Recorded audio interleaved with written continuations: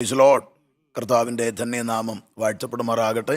അനുഗ്രഹീതമായ ആത്മീയ സമ്മേളനത്തിൽ പ്രാർത്ഥനയോടെ പങ്കെടുക്കുന്ന എല്ലാ പ്രിയപ്പെട്ടവർക്കും കർത്താവായ യേശു ക്രിസ്തുവിലുള്ള വന്ദനം അറിയിക്കുകയാണ്. ഈ അനുഗ്രഹീത കൂട്ടായ്മയുടെ ഇന്നത്തെ അധ്യക്ഷൻ പാസ്റ്റർ ടി മാത്യു, അനുഗ്രഹീതമായ ആത്മീയ ഗാന ശുശ്രൂഷ നിർവഹിക്കുന്ന കർത്താവിൻ്റെ ദാസൻ ജോമറ്റ്, വളരെ പ്രാർത്ഥനയോടെ പങ്കെടുക്കുന്ന എല്ലാ പ്രാർത്ഥനാ സഹകാരികൾക്കും കർത്താവിൽ വന്ദനം അറിയിച്ചുകൊണ്ട് നമുക്കൊരുമിച്ച് പ്രാർത്ഥനയിലേക്ക്, ഈ അനുഗ്രഹീത തീമിലേക്ക് നമുക്കൊരുമിച്ച് പ്രവേശിക്കാം.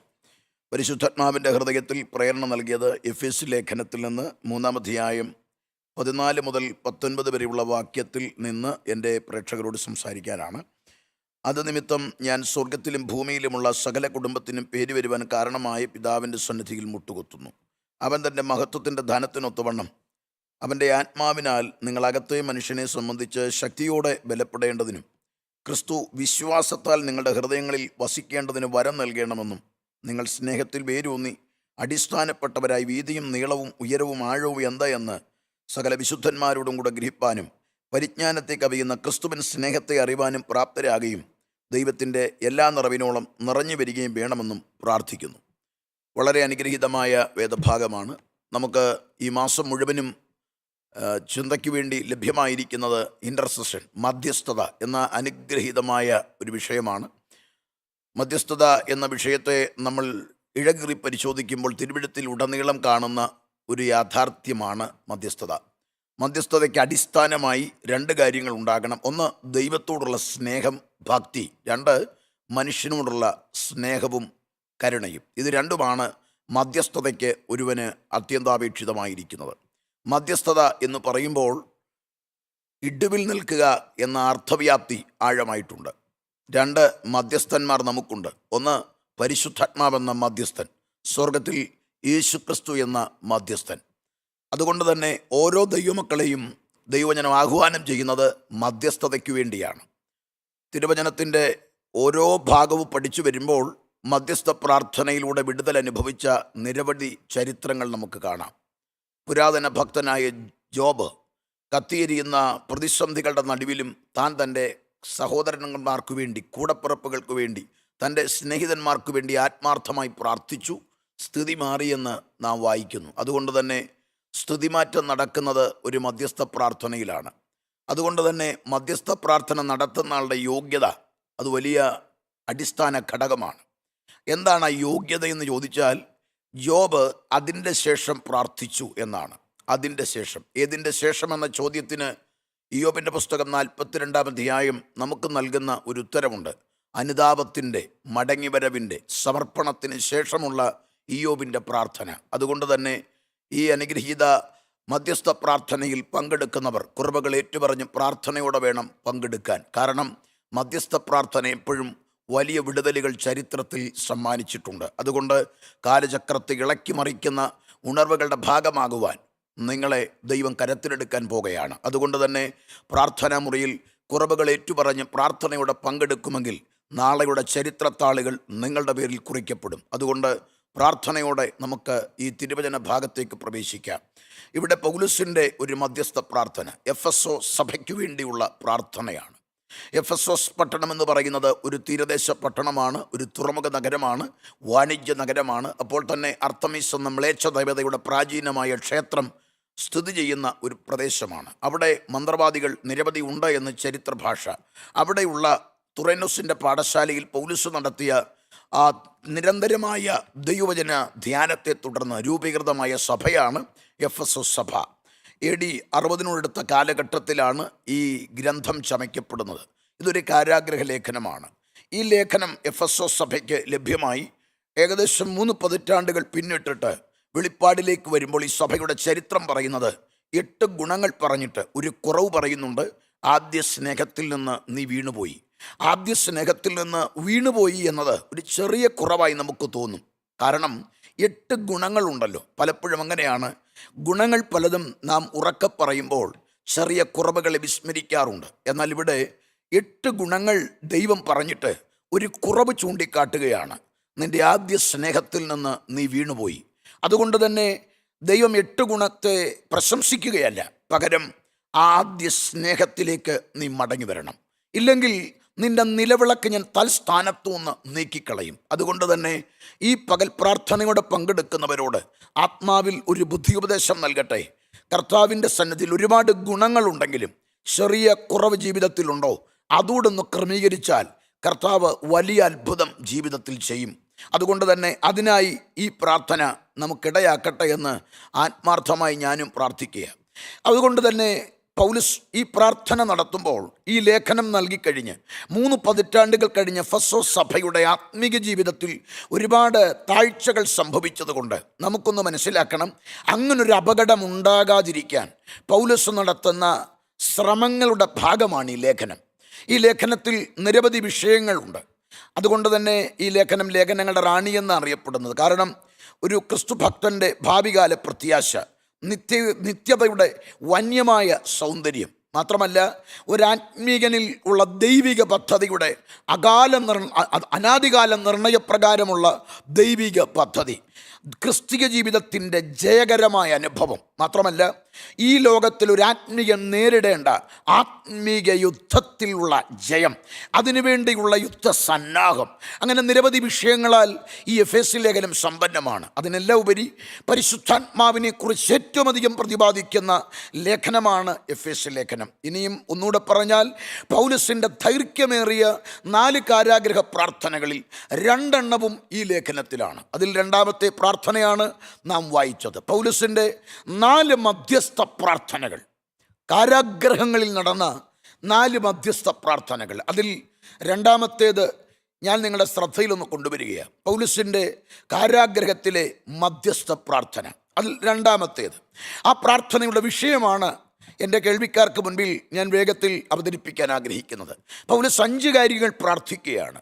ആ പ്രാർത്ഥനയുടെ ഒന്നാമത്തെ വിഷയമാണ് അവിടെ നാം വായിക്കുന്നത്, അവൻ്റെ ആത്മാവിനാൽ നിങ്ങൾ അകത്തെ മനുഷ്യനെ സംബന്ധിച്ച് ശക്തിയോടെ ബലപ്പെടണം. ഇന്ന് പകൽക്കാലം പ്രാർത്ഥനയോടെ പങ്കെടുക്കുന്നവർക്ക് മുൻപിൽ പൗലോസിൻ്റെ മധ്യസ്ഥ പ്രാർത്ഥന, എഫെസോസ് സഭയ്ക്ക് ഒരു വലിയ ആത്മീക മൂല്യച്യുതി സംഭവിക്കാതിരിക്കാൻ പൗലോസ് നടത്തുന്ന ആ മധ്യസ്ഥ പ്രാർത്ഥനയുടെ ഒന്നാമത്തെ വിഷയം ഇതാണ്, നിങ്ങൾ ആത്മാവിനാൽ നിങ്ങളുടെ അകത്തെ മനുഷ്യൻ ശക്തിയോടെ ബലപ്പെടണം. അതുകൊണ്ട് തന്നെ അങ്ങനൊരു പ്രാർത്ഥനയുടെ കാരണം എന്താണ്, പ്രാർത്ഥിക്കേണ്ടതിൻ്റെ ആവശ്യം എന്താണ്, ഈ പ്രാർത്ഥനയിൽ അകത്തെ മനുഷ്യൻ എന്ന് പ്രതിപാദിച്ചിരിക്കുന്നത് എന്താണ്, ബലപ്പെടേണ്ടത് എങ്ങനെയാണ്, ബലപ്പെട്ടില്ലെങ്കിൽ എന്താണ്? ഈ ഭാഗം വേഗത്തിൽ കമ്പിവാചകത്തിൽ ഞാനൊന്ന് പറഞ്ഞ് എൻ്റെ സന്ദേശത്തിന് അവസാനമിടുവാൻ ഞാൻ കർത്താവിൽ ആഗ്രഹിക്കുകയാണ്. അപ്പോൾ എന്താണ് അകത്തെ മനുഷ്യൻ? അകത്തെ മനുഷ്യൻ എന്ന് പറയുമ്പോൾ പുറത്തെ മനുഷ്യനെ കുറിച്ചറിയണം. ദൈവം ഏദൻ പൂങ്കാവനത്തിൽ മാനവനെ സൃഷ്ടിക്കുകയാണ്. നിലത്തെ പൊടി കൊണ്ട് ദൈവം മെനഞ്ഞുണ്ടാക്കിയ പുറംകൂട്, അതാണ് നാം ശരീരമെന്ന് വിളിക്കുന്ന ബോഡി എന്ന് നാം പറയുന്ന നമ്മുടെ പുറംകൂട്, ദൈവം മണ്ണിനാൽ മെനഞ്ഞെടുത്തതാണ്. ഇതിനെക്കുറിച്ച് നമ്മൾ സവിസ്തരമായി മനസ്സിലാക്കുമ്പോൾ ഇതുവരെ രക്ഷാപൂർത്തി പ്രാപിച്ചിട്ടില്ലാത്ത നമ്മുടെ പുറംകൂട്, ഈ ശരീരം ഒന്നുകിൽ മരണം നടക്കണം, ഇല്ലെങ്കിൽ കാഹളനാദം മുഴങ്ങണം. അന്ന് മാത്രമേ ഇതിൽ പാപത്തിൻ്റെ സ്വാധീനവും സാത്താൻ്റെയും പിശാചിൻ്റെയും രോഗത്തിൻ്റെ ശാപത്തിൻ്റെയും ഒക്കെ സ്വാധീനത്തിൽ നിന്ന് പൂർണ്ണ സ്വാതന്ത്ര്യ ലഭ്യമാകുകയുള്ളൂ. അതുകൊണ്ട് തന്നെ ഈ ശരീരം ഇപ്പോൾ പാപത്തിന് അധീനമാണ്, ശാപത്തിന് അധീനമാണ്, രോഗത്തിന് അധീനമാണ്, മരണത്തിന് അധീനമാണ്. അതുകൊണ്ട് തന്നെ ഈ ശരീരത്തെക്കുറിച്ച് നമ്മൾ അറിയേണ്ടത് പഞ്ചേന്ദ്രിയങ്ങൾ കൊണ്ട് ലോകവുമായി ബന്ധപ്പെടുകയാണ്, പാപത്തിൽ പുളച്ചു ജീവിക്കുന്നതാണ്. ഇതിലിപ്പോഴും പിശാചും പാപത്തിനും സ്വാധീനമുണ്ട്. മാത്രമല്ല ഡോക്ടർ ചാൾസ് മേയോ 1960കളിൽ ഇതിനൊരു വിലയിട്ടിട്ടുണ്ട്, 6 രൂപ 40 പൈസ. രസകരമായി തോന്നാം, എങ്കിലും അതുകൂടെ നാം ഒന്നറിയണം. തൻ്റെ പ്രസിദ്ധമായ കൊട്ടേഷനാണത്. മാനവൻ്റെ ഡെഡ് ബോഡിയുടെ വിലയാണ് 6 രൂപ 40 പൈസ. 10 ഗ്യാലൻ വെള്ളം, 8 കട്ട സോപ്പിനുള്ള കൊഴുപ്പ്, 9200 തീപ്പെട്ടിക്ക് ആവശ്യമായ ഫോസ്ഫറസ്, അല്പം ഉപ്പിനുള്ള മഗ്നീഷ്യം, ഒരു ആണിക്കുള്ള ഇരുമ്പ്, ഒരു പട്ടിക്കുഞ്ഞിൻ്റെ ചെള്ള് കളയാൻ ആവശ്യമായ ഗന്ധകം. ഇതൊക്കെയാണ് നമ്മുടെ ശരീരം. വലിയ മനോഹരമെന്ന് നമുക്ക് തോന്നാം, വിലയുള്ളതെന്ന് നമുക്ക് തോന്നാം. പക്ഷേ ഡോക്ടർ ചാൾസ് മേയോ പറഞ്ഞതാണ് ഇതിന് ഇത്രയ്ക്കുള്ള വിലയേ ഉള്ളൂ. ഇനി നാം ഇതിനെ ഒന്നുകൂടെ മനസ്സിലാക്കിയാൽ കർത്താവിൻ്റെ ഭാഷയിൽ, തിരുവചന ഭാഷയിൽ പറഞ്ഞാൽ ഉറച്ചു നിന്നാൽ ഒരു ശ്വാസം മാത്രമാണ്. ചൈനാമേഡ് സാധനത്തിന് 6 മാസമെങ്കിലും വാറണ്ടി ഉണ്ടെങ്കിൽ ഇതിന് അതുപോലും ഇല്ലെന്നുള്ളതാണ് യാഥാർത്ഥ്യം. എന്നാൽ പലപ്പോഴും നാം അറിയാതെ പോകുന്നൊരു യാഥാർത്ഥ്യമുണ്ട്. നമ്മുടെ ജീവിതവും നമ്മുടെ സ്വപ്നങ്ങളും നമ്മുടെ പ്രതീക്ഷകളും ആഗ്രഹങ്ങളും ഒക്കെ ഈ പുറംകൂടിനെ ചുറ്റിപ്പറ്റിയാണ്. അതുകൊണ്ട് തന്നെ ഈ സന്ദേശത്തോട് ചേർന്നിരിക്കുന്നവരോടൊന്ന് ഓർമ്മിപ്പിക്കാം, പുറംകൂടിനെ മാത്രം നിങ്ങൾ ശ്രദ്ധിക്കരുത്. പണ്ട് ഞാൻ വായിച്ച ഒരു സാരോപദേശ കഥയുണ്ട്. അതിൽ ഇങ്ങനെയാണ്, കുറേ കുഞ്ഞുങ്ങൾ കളിക്കാൻ പോയി, പൊതുസ്ഥലത്ത് കളിക്കാൻ. അങ്ങനെ കളിച്ചുകൊണ്ടിരിക്കുമ്പോൾ, പണ്ടത്തെ കാലമാണ്, അവരിങ്ങനെ കളിച്ചുകൊണ്ടിരിക്കുമ്പോൾ കണ്ടു ഒരു വലിയ മണ്ട പോയ തെങ്ങിൽ ഒരു വലിയ പൊത്ത്. ആ പൊത്തിൽ ഒരു തത്ത പറന്നു പോവുകയാണ്. അവിടെ നിന്ന ഒരു കൂട്ടത്തിൽ ഒരു വിദ്വാൻ ആ തെങ്ങിലേക്ക് വലിച്ചു കയറി. മുകളിൽ ചെന്നപ്പോൾ പറഞ്ഞു, ഒരുപാട് തത്തക്കുഞ്ഞുങ്ങളുണ്ട്. അതിൽ 2-3 എണ്ണത്തെ എടുത്തുകൊണ്ട് അവൻ താഴെ ഇറങ്ങി. കൂട്ടുകാരെല്ലാം കൂടെ കളി നിർത്തി ഭവനത്തിലെത്തി. ആ തത്തക്കുഞ്ഞിനെ ഒരു കുട്ടക്കടിയിലേക്ക് മൂടി വെച്ചു. ശേഷം മാറിയിരുന്ന് അവർ കൂട് പണിയാൻ തുടങ്ങുകയാണ്.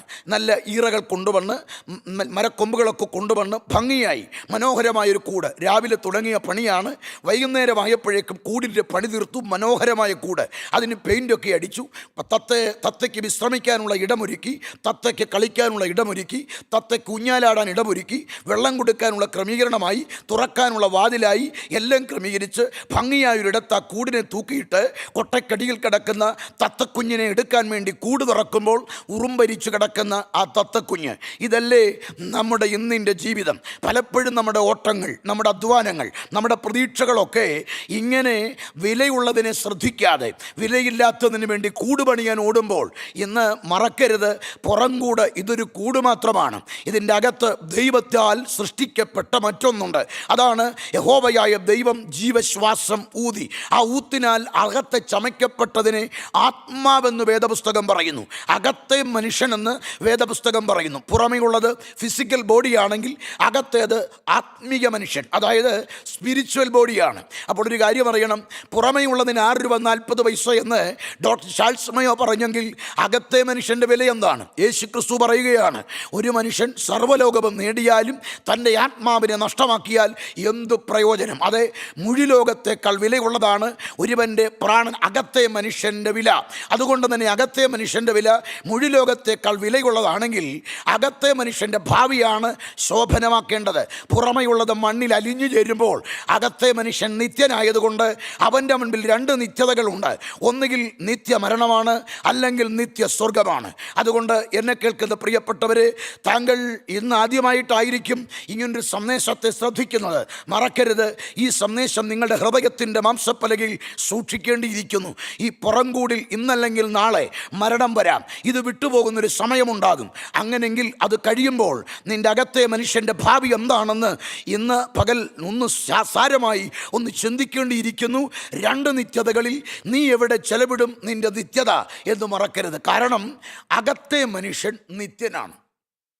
ഈ അകത്തെ മനുഷ്യനെക്കുറിച്ച് വേദപുസ്തകം ഉടനീളം പ്രതിപാദിക്കുന്ന പ്രത്യേക പുതിയ നിയമ ചിന്തകൾ അകത്തെ മനുഷ്യനോട് ബന്ധപ്പെട്ടാണ്. അതായത് ദേഹം, ദേഹി, ആത്മാവ്. ദേഹി എന്ന് പറയുന്നത് പ്രാണൻ, സോൾ എന്നൊക്കെ നാം പറയാറുണ്ട്. എന്നാൽ സോൾ എന്നും സ്പിരിറ്റ് എന്നും കാണുന്ന ആ പദത്തെ ഗ്രീക്കിലും എബ്രായ ബൈബിളിലും 2 പദങ്ങളാണ് ഉപയോഗിക്കുന്നത്. ഗ്രീക്കിലേക്ക് വരുമ്പോൾ സുഖെ എന്ന പദമാണെങ്കിൽ നമ്മളത് എബ്രായ ബൈബിളിലേക്ക് നോക്കുമ്പോൾ നെഫസ് എന്നാണ്. ആ വാക്കിന് തന്നെ വിവിധ അർത്ഥതലമാണ്. കേവലം സ്പിരിറ്റ്, സോൾ എന്ന അർത്ഥം മാത്രമല്ല അതിനുള്ളത്. പിന്നെയോ മനസ്സെന്ന അർത്ഥമുണ്ട്, വികാരങ്ങളെന്ന അർത്ഥമുണ്ട്, വിചാരങ്ങളെന്ന അർത്ഥമുണ്ട്, ഉള്ളമെന്ന അർത്ഥമുണ്ട്, ഹൃദയമെന്ന അർത്ഥമുണ്ട്, നിലവുകളെന്ന അർത്ഥമുണ്ട്. അതുകൊണ്ട് തന്നെ ദേഹവും ആത്മാവിനും ഇടയിൽ ദേഹി എന്നൊരു മണ്ഡലത്തെ വേദപുസ്തകം നന്നായി പറയുന്നു. അതിനെ മനസ്സെന്നോ പ്രാണനെന്നോ വികാരങ്ങളുടെ ഉറവിടമെന്നോ ആഗ്രഹങ്ങളുടെ ഉറവിടമെന്നോ നമുക്ക് വിവക്ഷിക്കാം. അപ്പോൾ ഒരു കാര്യം അറിയണം, നാം മനസ്സിലാക്കേണ്ടത് അകത്തെ മനുഷ്യൻ. അപ്പോൾ ഇവിടെ പൗലോസ് പറയുകയാണ് അകത്തെ മനുഷ്യൻ. അപ്പോൾ നമുക്ക് വീണ്ടും ചിന്തകൾ ഉണ്ടാകാം. നാം എന്തിനു വേണ്ടിയാണ് ജീവിക്കേണ്ടത്? എന്താണ് നാം ലക്ഷ്യം വെക്കേണ്ടത്? ഇവിടെ ഇതാ പുതിയ നിയമത്തിൻ്റെ ചിന്തകളിലേക്ക് വരുമ്പോൾ അരിമനാഥനായ കർത്താവ് ഗിരിപ്രഭാഷണം നടത്തുമ്പോൾ പറയുന്നൊരു പദമുണ്ട്, ആകയാൽ നിങ്ങൾ എന്ത് തിന്നും, എന്ത് കുടിക്കും, എന്തുടുക്കുമെന്ന് വിചാരപ്പെടരുത്. എന്താണ് ഈ വിചാരം? മത്തായിയുടെ സുവിശേഷം 6:25 അത് രേഖപ്പെടുത്തുന്നു. ആകയാൽ എന്ത് തിന്നും, എന്ത് കുടിക്കുമെന്ന് നിങ്ങളുടെ ജീവനായിക്കൊണ്ടും എന്തുടുക്കുമെന്ന് ശരീരത്തിനായിക്കൊണ്ടും വിചാരപ്പെടരുത്. അപ്പോൾ ഈ വിചാരങ്ങൾ ആരുടെയാണ്? ദേഹത്തിൻ്റെയും ദേഹിയുടെയും വിചാരങ്ങളാണ്. അതുകൊണ്ട് തന്നെ ദേഹത്തെക്കുറിച്ചോ ദേഹിയെക്കുറിച്ചോ നിങ്ങൾ വിചാരപ്പെടേണ്ട. ദേഹത്തിൻ്റെ ആവശ്യത്തെക്കുറിച്ചോ ദേഹിയുടെ ആവശ്യത്തെക്കുറിച്ചോ നിങ്ങൾ വിചാരപ്പെടേണ്ട. അപ്പോൾ വീണ്ടും ചോദ്യമുണ്ട്, അല്ല ദൈവദാസനെ, ഞങ്ങൾ എന്തിനെക്കുറിച്ച് വിചാരപ്പെടണം? മശിഹ പറഞ്ഞു തരികയാണ്, നിങ്ങളുടെ അകത്തെ മനുഷ്യനെക്കുറിച്ച് നിങ്ങൾ ബോധവാന്മാരാകണം. അതാണ് പൗലോസ് 2 കൊരിന്ത്യർ ലേഖനം 4:16 പറയുന്നത്. ഞങ്ങളുടെ പുറമെയുള്ളവൻ ക്ഷയിച്ചു പോകുന്നെങ്കിലും ഞങ്ങളുടെ അകത്തെ മനുഷ്യൻ നാൾക്ക് നാൾ പുതുക്കം പ്രാപിക്കുകയാണ്. ഇവിടെ പൗലോസ് കൊരിന്ത് സഭയിൽ ആ വാക്ക് ഉദ്ധരിക്കുമ്പോൾ എഫെസോസ് സഭയോട് പറയുന്നത് അകത്തെ മനുഷ്യൻ ബലപ്പെടണമെന്നാണ്. അപ്പോൾ ചോദ്യം, അകത്തെ മനുഷ്യൻ ബലപ്പെടണമെന്ന് പറയുമ്പോൾ രക്ഷിക്കപ്പെട്ട സ്നാനപ്പെട്ട ദൈവകൃപയിൽ വന്നൊരു ദൈവ പൈതലിൻ്റെ അകത്തെ മനുഷ്യൻ ബലപ്പെടണമെന്ന് പറയുമ്പോൾ ബലപ്പെടേണ്ട ആവശ്യമുണ്ടോ എന്ന ചോദ്യമാണ്. ബലപ്പെട്ടില്ലെങ്കിൽ എന്തായിരിക്കും അവസ്ഥ? അതാണ് പത്രോസ് പറയുന്നത്, ഇപ്പോൾ ജനിച്ച ശിശുക്കളെ പോലെ രക്ഷയ്ക്കായി വളരണം. അപ്പോൾ രക്ഷിക്കപ്പെട്ട ദൈവ പൈതൽ തൻ്റെ ഇന്നർമാൻ, അകത്തെ മനുഷ്യൻ ശൈശവാവസ്ഥയിലാണ്. എഫേസ്യ ലേഖനം 4:13, 14, 15 വാക്യങ്ങളിൽ പറയുന്നു, ഉപദേശത്തിൻ്റെ കാറ്റിനാൽ അലഞ്ഞുഴലുന്ന ഓരോ കാറ്റിന് ഉഴലുന്ന ശിശുക്കളായിരിക്കാതെ. അപ്പോൾ അവിടെയും പൗലോസ് പറയുന്നു, ശിശുവായിട്ടിരിക്കരുത്. ഒരുവൻ്റെ അകത്തെ മനുഷ്യൻ, ആത്മീക മനുഷ്യൻ, ഇന്നർമാൻ ശൈശവാവസ്ഥയിലായിട്ടിരിക്കരുത്. ഇരുന്നാൽ എന്താണ് അപകടം? ഗലാത്യ ലേഖനം 4:1, അവകാശി സർവത്തിനും യജമാനനെങ്കിലും ശിശുവായിരിക്കുന്നിടത്തോളം ദാസനേക്കാളൊട്ടും വിശേഷതയുള്ളവനല്ല. ഒരുവൻ്റെ അകത്തെ മനുഷ്യൻ ശൈശവാവസ്ഥയിൽ തുടരുന്ന കാലം മുഴുവനും താൻ ശിശുവിനേക്കാൾ അധപ്പതിക്കപ്പെട്ട അവസ്ഥയിലാണ്. എന്താണ് അതിൻ്റെ അർത്ഥമെന്നല്ലേ? ഒരു ശൈശവാവസ്ഥയിൽ ഇരുന്നാൽ ഒരു ശിശുവിന് ഒരുപാട് പരിമിതികളുണ്ട്. ഒരു ശിശു തൻ്റെ ആഗ്രഹങ്ങൾ ഹനിക്കപ്പെട്ടവനാണ്. കാരണം തൻ്റെ ആഗ്രഹങ്ങൾക്ക് പ്രസക്തിയില്ല. മാതാപിതാക്കളുടെയോ പ്രായമുള്ള മറ്റാരുടെയോ നിയന്ത്രണത്തിൽ നയിക്കപ്പെടുകയാണ്. അപ്പോൾ തന്നെ തൻ്റെ ആഗ്രഹങ്ങൾ ഹനിക്കപ്പെട്ടു. 2, തൻ്റെ അധികാരങ്ങൾ ഹനിക്കപ്പെട്ടിരിക്കുകയാണ്. ഒരു ശിശു അവകാശിയാണ്, പക്ഷേ തൻ്റെ അധികാരത്തിന് യാതൊരു വാല്യൂമില്ല. ആർക്കും തന്നെ എടുക്കാം, ആർക്കും തന്നെ തൊടാം, ആർക്കും തന്നെ കവിളുകളെ ഒന്ന് ചെറുകെ ഒന്ന് നോവിക്കാം, ആർക്കും തന്നെ ഒന്ന് ഇക്കിളിപ്പെടുത്താം. കാരണം ശൈശവാവസ്ഥയിലായതുകൊണ്ട് തന്നെ ആർക്കും തന്നിലേക്ക് സ്വാതന്ത്ര്യത്തോടെ ഇടപെടാൻ കഴിയുന്നു. അതുകൊണ്ട് തന്നെ ഒരു കാര്യം മനസ്സിലാക്കണം, പലപ്പോഴും കർത്താവിനാൽ നൽകപ്പെട്ട നമ്മുടെ അധികാരങ്ങൾ പലരുടെയും പ്രാർത്ഥനയാണ്, ആ അധികാരങ്ങൾ എന്തുകൊണ്ട് എനിക്ക് പ്രവൃത്തിയിൽ കൊണ്ടുവരുന്നില്ല? കർത്താവ് പറഞ്ഞു, ഭൂമിയിൽ ഞാൻ നിങ്ങൾക്ക് അധികാരം തരുന്നു. സ്വർഗത്തിലും ഭൂമിയിലുള്ള അധികാരമാണ്.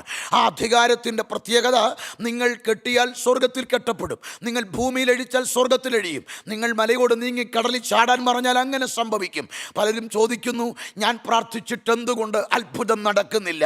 ഞാൻ കൽപ്പിച്ചിട്ടെന്തുകൊണ്ട് പ്രതിസന്ധികൾ മാറുന്നില്ല? കാരണം നിന്റെ അകത്തെ മനുഷ്യൻ ശൈശവാവസ്ഥയിലായതുകൊണ്ട് നിന്നിൽ പകർന്ന അധികാരത്തിന് പരിമിതികളാണ്. അതുകൊണ്ട് അധികാരത്തിൻ്റെ പരിമിതികൾക്കപ്പുറത്ത് നിന്നുകൊണ്ട് അധികാരത്തെ പ്രവൃത്തിപഥത്തിലേക്ക് അപ്ലൈ ചെയ്യണമെന്ന് ആഗ്രഹിക്കുന്നെങ്കിൽ, കർത്താവിൻ്റെ ദാസീദാസന്മാരെ, ഇന്ന് നിങ്ങൾ ചെയ്യേണ്ടത് അകത്തെ മനുഷ്യൻ ബലപ്പെടാൻ ഇന്ന് പകൽക്കാലം പ്രാർത്ഥിച്ചു തുടങ്ങേണ്ടിയിരിക്കുന്നു. അകത്തെ മനുഷ്യൻ ബലപ്പെട്ടെങ്കിൽ മാത്രമേ ശൈശവാവസ്ഥയിൽ നിന്ന് നമുക്ക് വളരാൻ പറ്റുകയുള്ളൂ. വളരേണ്ട കാര്യമുണ്ടോ എന്ന ചോദ്യമുണ്ടാകാം. ഉണ്ട്. കർത്താവ് നൽകിയിരിക്കുന്ന പുതിയ നിയമം നൽകുന്ന 5 അളവുകളുണ്ട് ഒരു ആത്മീയൻ്റെ വളർച്ചയ്ക്ക്.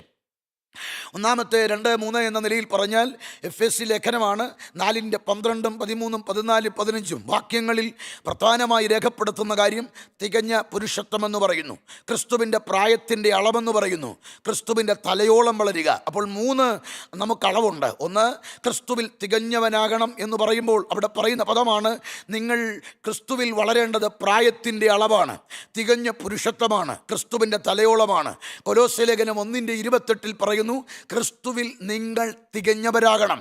ഇനി മത്തായിയുടെ സുവിശേഷം 10:25 പറയുന്നത്, ഗുരുവിനെ പോലെയാകണം. ഇത്രയും അളവുകൾ നമുക്കുണ്ട് ആത്മീക വളർച്ചയോട് ബന്ധപ്പെട്ട്. അപ്പോൾ എൻ്റെ പ്രിയപ്പെട്ടവരൊരു കാര്യം മനസ്സിലാക്കണം, ഇന്ന് പ്രാർത്ഥനയോടെ പങ്കെടുക്കുമ്പോൾ ആത്മീക വളർച്ച എന്നത് വലിയ കാര്യമാണ്. ഇല്ലെങ്കിൽ ശൈശവാവസ്ഥയിൽ നാം നിലനിൽക്കും. ശൈശവാവസ്ഥയിൽ ഇരുന്നാലുള്ള അടുത്ത ഗതികേട് എന്താണെന്നല്ലേ? നാം മറ്റൊരാളുടെ നിയന്ത്രണത്തിലായിരിക്കും. നമ്മുടെ നിയന്ത്രണം മറ്റൊരാൾ കൈവശപ്പെടുത്തും. അതുകൊണ്ട് തന്നെ ഒരുവൻ്റെ അകത്തെ മനുഷ്യൻ വളർന്നില്ല എങ്കിൽ, ശൈശവാവസ്ഥയിൽ നിന്ന് വിടുതൽ പ്രാപിച്ചില്ലെങ്കിൽ, ജഡം നമ്മെ നിയന്ത്രിക്കും. ജഡം നിയന്ത്രിച്ചാൽ നാം ജഡീകന്മാരാകും, ബുദ്ധി നമ്മെ നിയന്ത്രിച്ചാൽ നാം പ്രാകൃതന്മാരാകും. എന്നാൽ കർത്താവ് ആഗ്രഹിക്കുന്നത് നാം ആത്മീയന്മാരാകണം. പ്രിയരെ, അങ്ങനൊരു വലിയ ഗൗരവമേറിയ വിഷയം ഇതിൻ്റെ പിൻപിലുണ്ട്. അതുകൊണ്ട് തന്നെ നാം ശൈശവാവസ്ഥയിൽ നിന്ന് വിടുതൽ പ്രാപിക്കണം. ഒരാത്മീകൻ ആത്മീകമായി ശൈശവാവസ്ഥയിലിരുന്നാൽ ഉള്ള അടുത്ത ഗതികേട്, ആത്മീകൻ ചോദിക്കുന്നതെല്ലാം കിട്ടണമെന്നില്ല. ഒരു ശിശു ഒരുപാട് കാര്യങ്ങൾ ആഗ്രഹിച്ച് ചോദിക്കാറുണ്ട്. പക്ഷേ പലതും അവൻ്റെ ആഗ്രഹങ്ങൾക്കൊത്തല്ല ലഭ്യമാകുന്നത്. പകരം കൊടുക്കുന്നയാൾ അവൻ്റെ താൽക്കാലിക ആഗ്രഹത്തെ ശമനപ്പെടുത്തുകയാണ്. അവൻ ലക്ഷങ്ങളുടെ വാഹനം, ഒരു കൊച്ചുകുഞ്ഞ് 3, 4, 5 വയസ്സുള്ള ആൺകുട്ടികളാണെങ്കിൽ ഇപ്പോൾ ഈ തലമുറയിൽ നടക്കാറാകുമ്പോഴേ ആൺകുട്ടികളുടെ ആഗ്രഹമെന്ന് പറഞ്ഞാൽ ഡ്യൂക്ക് വേണമെന്നാണ്. കാരണം അവൻ കാണുന്ന അച്ചാച്ചന്മാരൊക്കെ ഡ്യൂക്കിലാണ് പോകുന്നത്. നല്ല വർണ്ണശബളമായ ഹെൽമെറ്റൊക്കെ ഇട്ട്, ജാക്കറ്റിട്ട്, സിക്സാഗ് രീതിയിൽ വാഹനങ്ങളുടെ ഇടയിലൂടെ പോകുന്നത് ഈ കുഞ്ഞോമനെ കണ്ടിട്ട് അവനും ഒരു ആഗ്രഹമുണ്ട്, എനിക്കും വേണം ഒരു ഡ്യൂക്ക്. 3.5-4 ലക്ഷം രൂപയുടെ ഡ്യൂക്ക് വേണമെന്ന് 5 വയസ്സുള്ളവൻ ഈ എത്ര കണ്ട് കരഞ്ഞാലും അവൻ അതല്ല കിട്ടുന്നത്. പകരം അവന് കിട്ടാൻ സാധ്യത 50 രൂപയുടെ ഫാൻസി സ്റ്റോറിൽ നൂലുകൾ കെട്ടി തൂക്കിയിട്ടിരിക്കുന്ന ഡ്യൂക്കാണ്. കാരണം എന്താണെന്നറിയാമോ? അവൻ ചോദിച്ചത് വലുതാണ്. പക്ഷേ ശൈശവാവസ്ഥയിലായതുകൊണ്ട് അവൻ ലഭ്യമാകുന്നത് അവൻ്റെ പ്രായത്തിനൊത്തതാണ്. അതുകൊണ്ട് കർത്താവിൽ വലുതാഗ്രഹിക്കുന്നുണ്ടോ? ഒരു വലിയ ശുശ്രൂഷ, ഒരു വലിയ ആത്മീയ നവോത്ഥാനം, ഒരു വലിയ ദൈവപ്രവൃത്തി ജീവിതത്തിൽ വേണമെന്ന് ആഗ്രഹിക്കുന്നെങ്കിൽ ഇന്ന് പ്രാർത്ഥിക്കേണ്ടത്, കർത്താവേ, എന്നിലൊരു മാറ്റമുണ്ടാകണം, എൻ്റെ അകത്തെ മനുഷ്യൻ ആത്മാവിൽ ബലപ്പെടണമെന്ന് പ്രാർത്ഥിക്കാൻ തയ്യാറാകുന്നെങ്കിൽ ഇന്ന് പകൽ നിങ്ങളുടെ മേലൊരു വിടുതൽ വെളിപ്പെടും. നിശ്ചയം നിങ്ങളുടെ ആത്മീയ തലത്തിനൊരു മാറ്റമുണ്ടാകും. ശുശ്രൂഷ സംബന്ധിച്ച് ഞരങ്ങുന്ന ചില കർത്തൃദാസന്മാരുണ്ട്. നാളുകളായി പ്രതീക്ഷിച്ചതുപോലെ ആത്മീയ രംഗത്ത് ശോഭിക്കാൻ കഴിയുന്നില്ല. പലപ്പോഴും പ്രസംഗിക്കുന്നുണ്ട്, പക്ഷേ അത് ശുശ്രൂഷയിൽ പലപ്പോഴും പ്രതിഫലിക്കുന്നില്ല. ആത്മാവ് പറയുന്നു, ഭാരപ്പെടേണ്ട. ഇന്ന് പകൽക്കാലം നിൻ്റെ അകത്തെ മനുഷ്യൻ ബലപ്പെടാൻ നീ ഒന്ന് ഒരുക്കപ്പെട്ട് പ്രാർത്ഥിച്ചാൽ അസാധാരണമായ ഒരു വലിയ ആത്മീയ ദൗത്യം നിന്നെ ഏൽപ്പിച്ച് സ്വർഗത്തിലെ ദൈവം നിന്നെ മാനിക്കും. ആരെല്ലാം ഒതുക്കിയാലും ആരെല്ലാം മാറ്റി നിർത്തിയാലും ദൈവകൃപയുള്ളവനെ ഒതുക്കാൻ പറ്റത്തില്ല. അതുകൊണ്ട് തന്നെ ആത്മാവ് ഇടപെടുന്നത് ഇന്ന് പകൽക്കാലത്തെ പ്രാർത്ഥനയോട് ചേർന്നിരുന്ന് നൊന്ത് നീറിയൊന്ന് പ്രാർത്ഥിക്കേണ്ടത്, എൻ്റെ അകത്തെ മനുഷ്യൻ ബലപ്പെടണമെന്ന് സ്വയമായി ഒന്ന് മധ്യസ്ഥതയിലേക്ക് വന്ന് ഒന്ന് പോരാടാൻ തയ്യാറാകുമെങ്കിൽ അസാധാരണമായൊരു വിടുതൽ, അസാധാരണമായ ആത്മപ്രവൃത്തി നിൻ്റെ മേൽ വെളിപ്പെടുമെന്ന് ഞാൻ ആത്മാവിൽ ഓർമ്മിപ്പിക്കുന്നു. പതറണ്ട, തളരണ്ട. കർത്താവാണ് നിന്നെ വിളിച്ചത്. കർത്താവ് നിന്നെ വേലയിൽ ഉയർത്തും. കർത്താവ് നിന്നെ മാനിക്കും. കർത്താവ് അത്ഭുതത്തിൻ്റെ വഴി തുറക്കും. അറിയാത്ത മേഖലകൾ, അറിയാത്ത വ്യക്തികളെ ദൈവമൊരിക്കും നിന്നെ മാനിക്കാൻ വിശ്വസ്തനാണ്. ഏലിയാവേ, നീ കെരീത്തിലിരുന്നാൽ മതി, നീ ചൂരച്ചയുടെ മറവിലിരുന്നാൽ മതി, നീ ഇരിക്കുന്നിടത്ത് ആളെ എത്തിച്ച് നിന്നെ നടത്താൻ ഞാൻ പ്രാപ്തന. അതാണ് ദൈവത്തിന് കുഞ്ഞെ നിന്നോട് പറയാനുള്ള ദൂത്. പതറരുത്, പ്രാർത്ഥനയിൽ നിൽക്കണം. ആത്മീയ ശൈശവത്വത്തിൽ നിന്ന് ഒരു വിടുതൽ വേണം. ഇന്നിൻ്റെ തലമുറകൾ, ഇന്നിൻ്റെ ആത്മീയർ അറിയേണ്ട ഏറ്റവും ഗൗരവമേറിയ ഒരു ഭാഗമാണിത്. നാം വിസ്മരിച്ചു പോയ, നാം ശ്രദ്ധിക്കാതെ പോയ ഒരു യാഥാർത്ഥ്യം ആത്മീയ വളർച്ച എന്നതിനെക്കുറിച്ചുള്ള അറിവില്ലായ്മയാണ്. ഇവിടെ ഇതാ, നാം ആത്മീയ ശൈശവാവസ്ഥയിലായിരുന്നാൽ നമുക്ക് സംഭവിക്കുന്ന ഗതികേട് വലുതാണ്. അതുകൊണ്ട് തന്നെ ആത്മീയ ശൈശവാവസ്ഥയിൽ നിന്ന് ഒരു ആത്മീയൻ വളരണമെന്ന് പരിശുദ്ധാത്മാവിലൂടെ ഭക്തൻ പ്രാർത്ഥിക്കുമ്പോൾ ബലപ്പെടുക. എന്തിന് ബലപ്പെടണം എന്ന ചോദ്യമാണ്. ബലപ്പെടേണ്ടതിൻ്റെ ആവശ്യകത, ഒരുവൻ്റെ ജഡത്തെയും ആ ബുദ്ധിയെയും കീഴ്പ്പെടുത്തണമെങ്കിൽ അകത്തെ മനുഷ്യൻ ആത്മാവിൽ ബലപ്പെടണം. അതുകൊണ്ട് തന്നെ ഒരുവൻ്റെ അകത്തെ മനുഷ്യൻ വളർന്നില്ലെങ്കിൽ അവൻ ജഡീകനോ പ്രാകൃതനോ ആയി മാറാം. എന്നാൽ കർത്താവ് ഈ തലമുറയിൽ ആഗ്രഹിക്കുന്നത് ജഡീകന്മാരെയല്ല, പ്രാകൃതന്മാരെയല്ല, ഒരുപറ്റം ആത്മീയരെ കർത്താവ് ആഗ്രഹിക്കുന്നു. ആരാണ് ആത്മീയൻ? ആത്മാവിനാൽ നയിക്കപ്പെടുന്നവൻ, ആത്മാവിനാൽ നിയന്ത്രിക്കപ്പെടുന്നവൻ. അതായത് ദൈവം എന്തു പറയുന്നു അത് കേൾക്കാൻ കാതുള്ളവൻ, ദൈവം എന്ത് പറയാൻ ആഗ്രഹിക്കുന്നു അത് പറയാൻ സദാ സന്നദ്ധനായവൻ, ദൈവം എന്ത് ചെയ്യാൻ ആഗ്രഹിക്കുന്നു അതിനുവേണ്ടി സദാ ജാഗരൂകനായവൻ, ദൈവം പുറപ്പെടാൻ പറയുമ്പോൾ അവൻ ഒരു പാതുകമായി തയ്യാറായി നിൽക്കുന്നവൻ. ഇന്ന് പകൽക്കാലവും പരിശുദ്ധാത്മാവ് ഈ തലമുറയിൽ അങ്ങനൊരു കൂട്ടത്തെ തേടുന്നുണ്ട്. അതാണ് എസ്കേൽ പ്രവചനത്തിൽ പറയുന്നത്, ഞാനൊരു പുരുഷനെ അന്വേഷിക്കുകയാണ്, ഞാനൊരു പുരുഷനെ അന്വേഷിക്കുകയാണ്. എന്തിനാണെന്നല്ലേ? ദേശത്ത് മതില് കെട്ടി, പ്രവാചക പുസ്തകം പറയുന്നു, ദേശത്ത് മതില് കെട്ടി കാക്കാൻ ഞാനൊരു പുരുഷനെ അന്വേഷിക്കുന്നു. ദൈവത്തിൻ്റെ പദ്ധതികളുടെ വേദിയിൽ ദൈവത്തിന് ഒരുപാട് പേരല്ല വേണ്ടത്. ദൈവത്തിൻ്റെ ശുശ്രൂഷയിൽ ശോഭിക്കാൻ കാലചക്രങ്ങളിൽ ആയിരങ്ങളെയല്ല തേടുന്നത്, ഒരാളുണ്ടോ എന്നാണ്.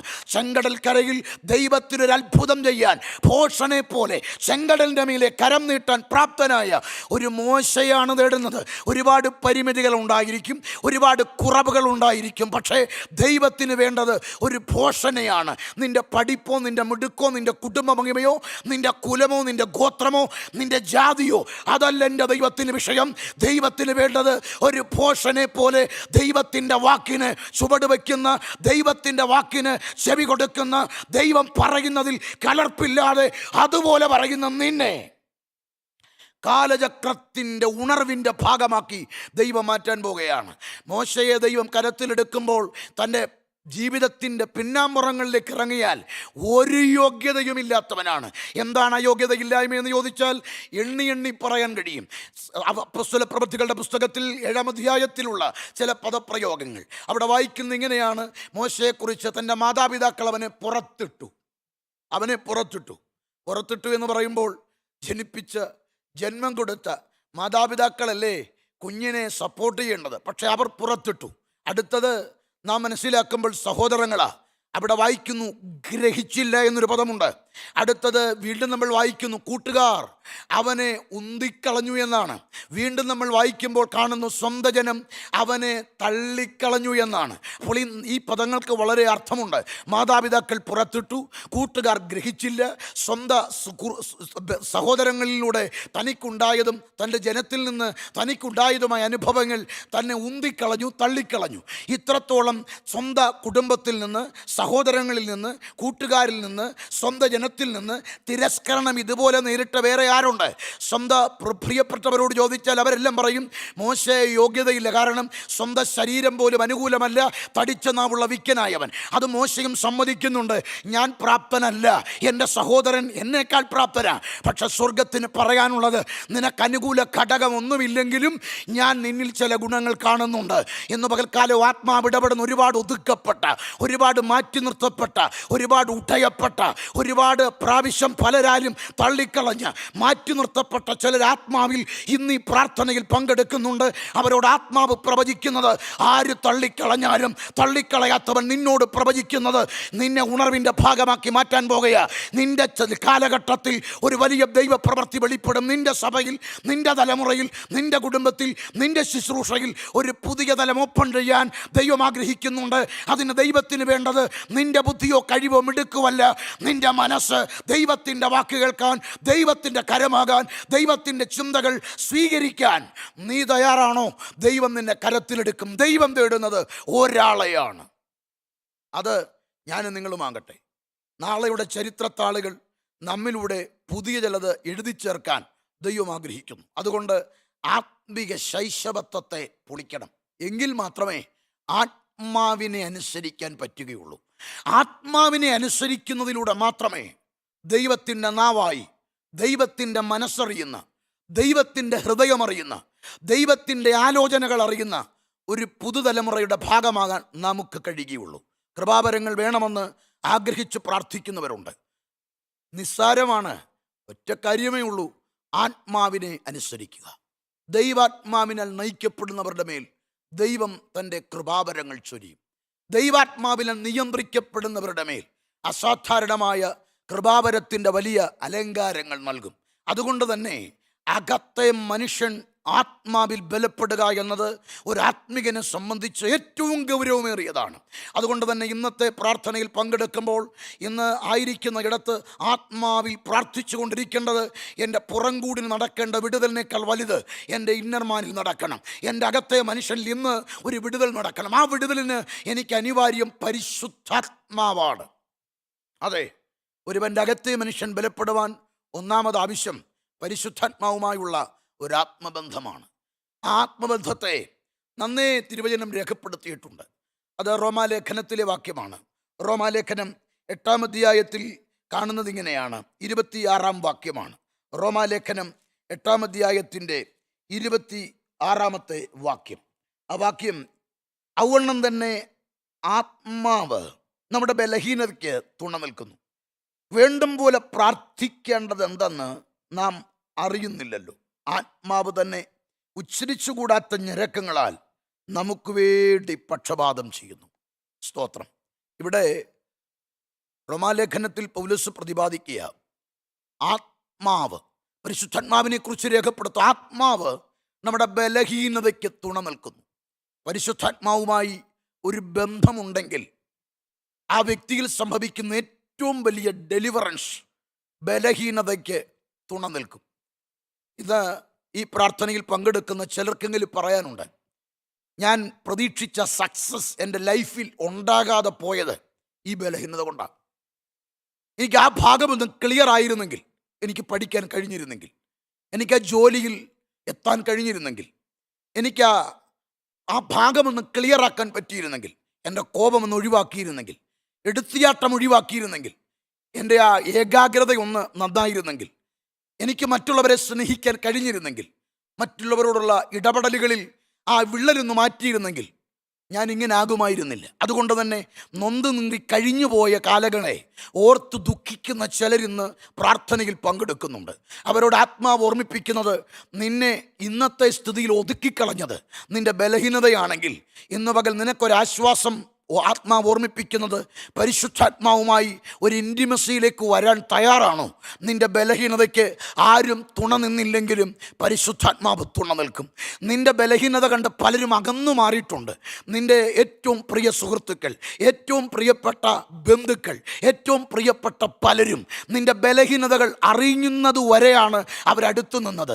നിന്റെ സ്വഭാവത്തിലെ ബലഹീനത, നിന്റെ ചിന്തകളിലെ ബലഹീനത, നിന്റെ ജീവിതത്തിലെ ബലഹീനത എന്താണോ അത് കണ്ട നിമിഷം മുതൽ അവർ നിന്നോട് അകലാൻ തുടങ്ങിയെങ്കിൽ ഇന്ന് പകൽ പരിശുദ്ധാത്മാവ് പറയുന്നു, ഇനി നിന്റെ ജീവിതത്തിൽ അങ്ങനെ നഷ്ടം വരാതിരിക്കാൻ പരിശുദ്ധാത്മാവ് പറയുന്നത്, ഇന്ന് പകൽ പരിശുദ്ധാത്മാവുമായി ഒരു ബന്ധം നിനക്ക് ബന്ധത്തിന് നീ തയ്യാറാകുമെങ്കിൽ നിന്റെ ബലഹീനതയ്ക്ക് പരിശുദ്ധാത്മാവ് തുണ നിൽക്കും. ആ ബലഹീനതയുടെ വശത്തെ കൃപ കൊണ്ടടച്ച് നിന്റെ നിന്നയെ ഉരുട്ടിക്കളഞ്ഞ് നിന്നെ പണിതെടുക്കാൻ പരിശുദ്ധാത്മാവ് പ്രാപ്തനാണ്. അതുകൊണ്ട് ഇന്ന് പ്രാർത്ഥിക്കേണ്ടത്, പരിശുദ്ധാത്മാവേ, ഞാൻ ഇന്ന് അങ്ങയുടെ പാദപീഠത്തിൽ അടുത്തു വരുന്നു. ഒരു കുശവന്റെ കയ്യിൽ കളിമണ്ണ് പോലെ ഞാൻ എന്നെ അങ്ങയുടെ കരത്തിൽ തരികയാണ്. അങ്ങനെ ഒന്ന് പണിയണമേ.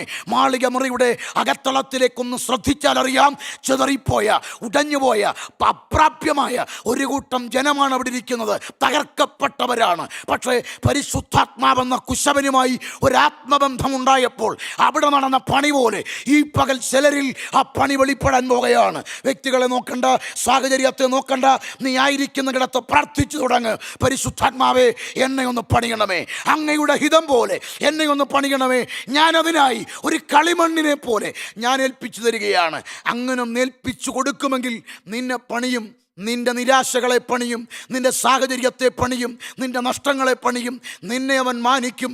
ഇന്ന് പകൽ ആത്മാവ് കുടുംബങ്ങളോട്, ചില ചെറുപ്പക്കാരെ നോക്കി ആത്മാവ് പ്രവചിക്കുന്നത്, ജോലി മേഖലയിൽ നഷ്ടത്തെ ഓർത്ത് വ്യാകുലപ്പെടാതെ പരിശുദ്ധാത്മാവുമായി ഒരു എൻകൗണ്ടർ ഇന്ന് നിന്റെ ലൈഫിൽ ഉണ്ടായാൽ നിശ്ചയം നിന്റെ ജോലിയിൽ ഒരു അത്ഭുതം നടക്കും. നിനക്ക് ഭാവി വഴികൾ മുഴുവൻ അടഞ്ഞു. നീ പറയുന്നുണ്ട്, എനിക്കൊരു മെൻറ്ററില്ല. കുഞ്ഞ്, ഇതിനേക്കാൾ നല്ലൊരു മെൻറ്റർ നിനക്ക് ലഭ്യമാകാനില്ല. പ്രാർത്ഥിക്ക്, പരിശുദ്ധാത്മാവേ, എന്നെ ഒന്ന് ഗൈഡ് ചെയ്യണേ. അതെ, ആത്മാവിനാലാണ് ഒരാത്മീകൻ്റെ അകത്തെ മനുഷ്യൻ നയിക്കപ്പെടേണ്ടത്. അപ്പോൾ അകത്തെ മനുഷ്യൻ ആത്മാവിൽ നയിക്കപ്പെടുക. അപ്പോൾ ആ നയിക്കപ്പെടേണ്ട അനുഭവം മറക്കരുത്, നമ്മുടെ ഹൃദയത്തിൽ സൂക്ഷിക്കേണ്ട ധ്യാനചിന്തയാണ്. അകത്തെ മനുഷ്യൻ ആത്മാവിൽ ബലപ്പെടണം. ഇനി എങ്ങനെ ബലപ്പെടാൻ കഴിയും? ആത്മാവിൽ ഒരുവൻ്റെ അകത്തെ മനുഷ്യൻ എങ്ങനെയാണ് ബലപ്പെടുന്നത്? ഞാൻ ആ ഭാഗം കൂടെ വേഗത്തിൽ ഓർമ്മിപ്പിക്കാം. യൂദായുടെ ലേഖനത്തിലെ വാക്യമാണ്. യൂദായുടെ ലേഖനം 20-ാം വാക്യം, 20-ഉം 21-ഉം വാക്യമാണ്. ഔവണ്ണം തന്നെ ആത്മാവ് നമ്മുടെ ബലഹീനതയ്ക്ക് തുണ നിൽക്കുന്നു. വേണ്ടും പോലെ പ്രാർത്ഥിക്കേണ്ടത് എന്തെന്ന് നാം അറിയുന്നില്ലല്ലോ. അപ്പോൾ ഇവിടെ റോമാലേഖനത്തിൽ പറഞ്ഞതിൽ നിന്ന് വിഭിന്നമായി യൂദായുടെ ലേഖനത്തിലെ വാക്യം, നിങ്ങളോ പ്രിയമുള്ളവരെ, നിങ്ങളുടെ അതിവിശുദ്ധ വിശ്വാസത്തെ ആധാരമാക്കി നിങ്ങൾക്ക് തന്നെ ആത്മീക വർധന വരുത്തിയും പരിശുദ്ധാത്മാവിൽ പ്രാർത്ഥിച്ചും നമ്മുടെ കർത്താവായ യേശു ക്രിസ്തുവിൻ്റെ കരുണയ്ക്കായി കാത്തുകൊണ്ട്, നിത്യജീവന് വേണ്ടി കാത്തുകൊണ്ട് നിങ്ങളുടെ വിശുദ്ധിയെ തികച്ചുകൊള്ളുക. ഇവിടെ രണ്ട് കാര്യങ്ങൾ പ്രധാനമാണ്. ഒന്ന്, നിങ്ങൾക്ക് തന്നെ നിങ്ങൾ ആത്മീക വർധന വരുത്തണം. രണ്ട്, പരിശുദ്ധാത്മാവിൽ പ്രാർത്ഥിക്കണം. ഒരുവൻ്റെ അകത്തെ മനുഷ്യൻ ബലപ്പെടേണ്ടത് എങ്ങനെ? ആത്മാവിൽ എങ്ങനെ ബലപ്പെടണം? പലരുടെയും ചോദ്യമാണ്, ആത്മാവിൽ എങ്ങനെ ബലപ്പെടണം?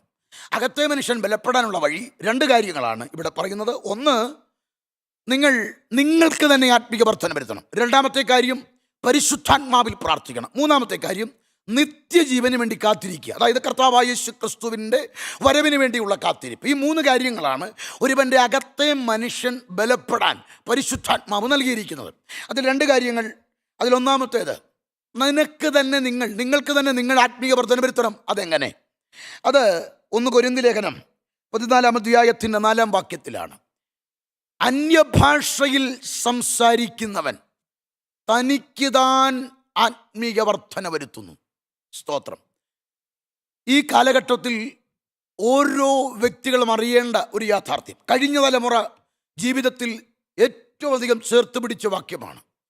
എന്നാൽ പലപ്പോഴും നാം മറന്നുപോയ വേദഭാഗം ഇന്നിൻ്റെ തലമുറകൾ. ഇവിടെ പറയുന്നു, അന്യഭാഷയിൽ സംസാരിക്കുന്നവൻ തനിക്ക് താൻ ആത്മീയ വർധന വരുത്തുകയാണ്. അപ്പോൾ ഓരോ ആത്മീയനും അന്യഭാഷ സംസാരിക്കണം. അന്യഭാഷാ ഭാഷണം എന്ന് പറയുന്നത് തനിക്ക് താൻ ആത്മീയ വർധന വരുത്തുകയാണ്. ഓരോ വ്യക്തികളും അവരവരെ ദൈവസന്നിധിയിൽ ഇരിക്കുമ്പോൾ തനിക്ക് താൻ ആത്മീയ വർധന വരുത്തുവാൻ ലഭ്യമായിരിക്കുന്നതാണ് അന്യഭാഷാ ഭാഷണം. അതുകൊണ്ട് തന്നെ ഇന്ന് പകൽക്കാലം ഈ പ്രാർത്ഥനയിൽ പങ്കെടുക്കുമ്പോൾ അന്യഭാഷ ലഭ്യമായിട്ടില്ലാത്തവർ നിങ്ങളിന്ന് കൂടുതൽ പ്രാർത്ഥിക്കണം. കർത്താവേ, അവിടുത്തെ ആത്മാവിനാൽ എന്നെ ഒന്ന് നിറയ്ക്കണേ, എൻ്റെ നാവിൻ്റെ കെട്ടൊന്ന് അറുത്തു കളയണം, എനിക്കും അന്യഭാഷ വേണം. എന്താണ് അന്യഭാഷ? പൗലോസ് പറയുന്നൊരു പദമുണ്ട്, ഞാൻ 3-ാം സ്വർഗത്തോളം എടുക്കപ്പെട്ടു. ശരീരത്തോടുകൂടിയ ശരീരം കൂടാതെ എന്ന് ഞാൻ അറിയുന്നില്ല. പൗലോസ് എത്തിയത് 3-ാം സ്വർഗത്തോളം.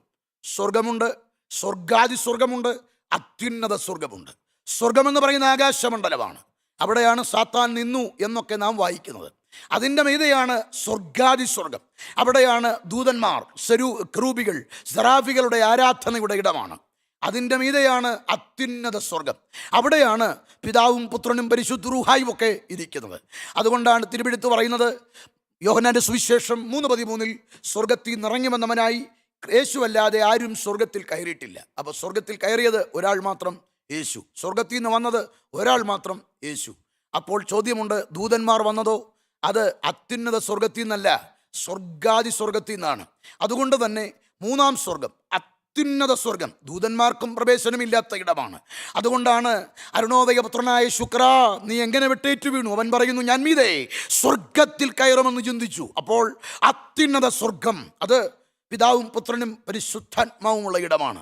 അവിടെ നിന്നാണ് കർത്താവ് വന്നത്. അതുകൊണ്ട് തന്നെ പൗലോസ് ആത്മാവിൽ 3-ാം സ്വർഗത്തോളം എടുക്കപ്പെട്ടു. അവിടെ താൻ കേൾക്കുന്നൊരു ശബ്ദമുണ്ട്, മനുഷ്യർക്ക് ഉച്ചരിപ്പാൻ പാടില്ലാത്ത ഭാഷ ഞാൻ കേട്ടു.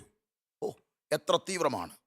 നമ്മുടെ വിൽപ്പകർന്ന അന്യഭാഷയ്ക്ക് ഏറ്റവും നല്ല മാനം പൗലോസ് കൽപ്പിച്ചാക്കുമ്പോൾ ഓർക്കുക, ഒരു ചെറിയ കാര്യമല്ല. അന്യഭാഷ തനിക്ക് താൻ ആത്മീയ വർധനയ്ക്കാണ്. അന്യഭാഷ ഞാൻ ദൈവത്തോട് സംസാരിക്കുന്നതാണ്. അത് എത്രത്തോളം സംസാരിക്കുന്നു അത്രത്തോളം എനിക്കാണ് ആത്മീയ വർധന. അത് മറ്റുള്ളവരുടെ പ്രയോജനത്തിനല്ല, എൻ്റെ പ്രയോജനത്തിനാണ്. ഞാൻ അന്യഭാഷയിൽ പ്രാർത്ഥിച്ചു കൊണ്ടിരിക്കുമ്പോൾ എന്നിൽ നടക്കുന്ന മാറ്റം എൻ്റെ അന്തരാത്മാവിലാണ്. അന്യഭാഷയിൽ ഞാൻ ഇടതടവില്ലാതെ ബന്ധപ്പെടുമ്പോൾ അതിനൊരു താളമേളങ്ങൾ വേണ്ട, അതിന് ഇന്ന സ്ഥലം വേണമെന്നില്ല, അതിന് ഇത്ര വ്യക്തികൾ വേണമെന്നില്ല, ആലയം വേണമെന്നില്ല. എപ്പോൾ വേണമെങ്കിലും എനിക്ക് സംസാരിക്കാം. കാരണം ഞാൻ ദൈവത്തോടാണ് സംസാരിക്കുന്ന എനിക്ക് ബോധ്യമുണ്ട്, കേൾക്കുന്ന ഒരുവനുണ്ട്. അതുകൊണ്ട് തന്നെ അന്യഭാഷാ ഭാഷണം ഒരു ചെറിയ കാര്യമല്ല. അത് ലഭ്യമാകാത്തവർ അതിനുവേണ്ടി ആഗ്രഹിച്ചു പ്രാർത്ഥിക്കട്ടെ. പ്രാപിച്ചവർ മറക്കരുതേ, ഇതൊരു കേവലം ഒരു ചടങ്ങിന് വേണ്ടിയുള്ളതല്ല, ഒരു പാട്ടിൻ്റെ ഒടുക്കം ഉപയോഗിക്കാനുള്ളതല്ല, ഒരു ആരാധന ഒടുക്കം മാത്രം ഉപയോഗിക്കാനല്ല. സദാസമയവും ഒരുവനാത്മാവിൽ ദൈവത്തിൻ്റെ സന്നിധിയിൽ അന്യഭാഷാ ഭാഷണം അവൻ്റെ വ്യക്തിപരമായ ആത്മീയ വർധനയുടെ ഭാഗമാണെങ്കിൽ സംസാരിക്കട്ടെ. വ്യക്തിപരമായി ലഭിക്കുന്ന ഓരോ സമയത്തും അന്യഭാഷാ ഭാഷണം നമ്മുടെ അകത്തെ മനുഷ്യനിൽ വിടുതലാണ്, അകത്തെ മനുഷ്യനിൽ മാറ്റമാണ്. 2, ആത്മാവിൽ പ്രാർത്ഥിക്കുക. ആ പ്രാർത്ഥന പരിശുദ്ധാത്മാവിലുള്ള പ്രാർത്ഥനയാണ്. ചിലരെങ്കിലും ചോദിക്കുന്നുണ്ട്, എങ്ങനെയാണ് പരിശുദ്ധാത്മാവിൽ പ്രാർത്ഥിക്കുന്നത്? പരിശുദ്ധാത്മാവിലുള്ള പ്രാർത്ഥന എന്താണ്?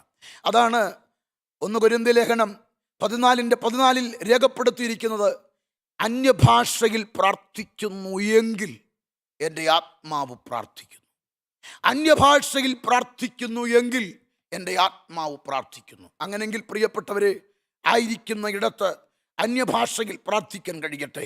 നാം ഉപയോഗിക്കുന്ന ഈ ലോകത്തിൻ്റെ ഭാഷകളൊക്കെ ഇവിടെയുള്ള സാത്താനും അവൻ്റെ കിങ്കരന്മാർക്കും നന്നേ സുപരിചിതമാണ്. എന്നാൽ ഞാനും നീയും ഉപയോഗിക്കുന്ന അന്യഭാഷ ഇത് സ്വർഗീയ ഭാഷയാണ്. ഇതിനെ ട്രാൻസ്ലേറ്റ് ചെയ്തെടുക്കാൻ പറ്റിയ ഒരു നിഘണ്ടുവും ഈ ഉലകിലില്ല. അതുകൊണ്ട് തന്നെ ഞാൻ അന്യഭാഷയിൽ പ്രാർത്ഥിക്കുമ്പോൾ എൻ്റെ പ്രാർത്ഥന ശബ്ദം കേൾക്കുന്ന ദൈവമുണ്ട്. എൻ്റെ പ്രാർത്ഥന സ്വർഗത്തിലേക്ക് ഉയരുകയാണ്. അതുകൊണ്ട് തന്നെ എന്നെ കേൾക്കുന്ന പ്രിയപ്പെട്ടവരോട് ആത്മാവിൽ ഓർമ്മിപ്പിക്കട്ടെ, അന്യഭാഷയിലുള്ള പ്രാർത്ഥനയുടെ പേരാണ് പോരാടി പ്രാർത്ഥിക്കുക. ആ പ്രാർത്ഥന അരങ്ങേറുമ്പോൾ നടക്കുന്ന വിടുതൽ എൻ്റെ അകത്തെ മനുഷ്യനിലാണ്. എൻ്റെ അകത്തെ മനുഷ്യൻ ബലപ്പെട്ടുകൊണ്ടിരിക്കുകയാണ്. ഇന്ന് പകൽക്കാലം അന്യഭാഷയിൽ ആത്മാവിൽ പ്രാർത്ഥിച്ചു തുടങ്ങുന്നവരെ ഈ പ്രാർത്ഥനയെ തടയാൻ ഒരു അന്ധകാരത്തിനും കഴിയത്തില്ല. പഴയ നിയമചരിത്രത്തിൽ ദാനിയേലിന്റെ പ്രാർത്ഥനയെ പാഴ്സ്യപ്രഭു എന്ന പൈശാചികൻ തടഞ്ഞു എന്ന് വായിക്കുന്നെങ്കിൽ പുതിയ നിയമത്തിൽ അങ്ങനെ ഒരു തടയാൻ കഴിയില്ല. കാരണം സാത്താന് പോലും തിരിച്ചറിയാതെ ഇതാ ധൂപവർഗത്തിലെ പുക പോലെ സ്വർഗത്തിലേക്ക് ഉയരുന്ന എൻ്റെ പ്രാർത്ഥന, അതാണൊരു പോരാട്ടം. അങ്ങനെങ്കിൽ പോരാടി പ്രാർത്ഥിക്കുന്ന പ്രാർത്ഥന, അന്യഭാഷയിലുള്ള പ്രാർത്ഥന പോരാട്ടത്തിൻ്റെ പ്രാർത്ഥനയാണെങ്കിൽ നീ ആയിരിക്കുന്ന ദേശത്ത്, ആയിരിക്കുന്ന സ്റ്റേറ്റിൽ, ആയിരിക്കുന്ന രാജ്യത്ത് ഒറ്റയ്ക്കാണെങ്കിലും മുഴങ്കാൽ മടക്കി പോരാടി പ്രാർത്ഥിക്കാൻ തയ്യാറാണോ? ഇരുട്ടിൻ്റെ തന്ത്രങ്ങൾ തകിടം മറിയും. അന്ധകാര മണ്ഡലങ്ങളുടെ അടിവേരറുത്തു കളഞ്ഞ് നിന്നെ ദൈവം മാനിക്കും. ദേശത്ത് നീ പ്രാർത്ഥിക്കുമ്പോൾ മുട്ടുമടക്കാത്ത ഒരു അന്ധകാരവുമില്ല. അതെ, ഇന്ന് ദൈവം തേടുന്നത് പുതിയ നിയമത്തിൻ്റെ ചില ഏലിയാക്കന്മാരെയാണ്.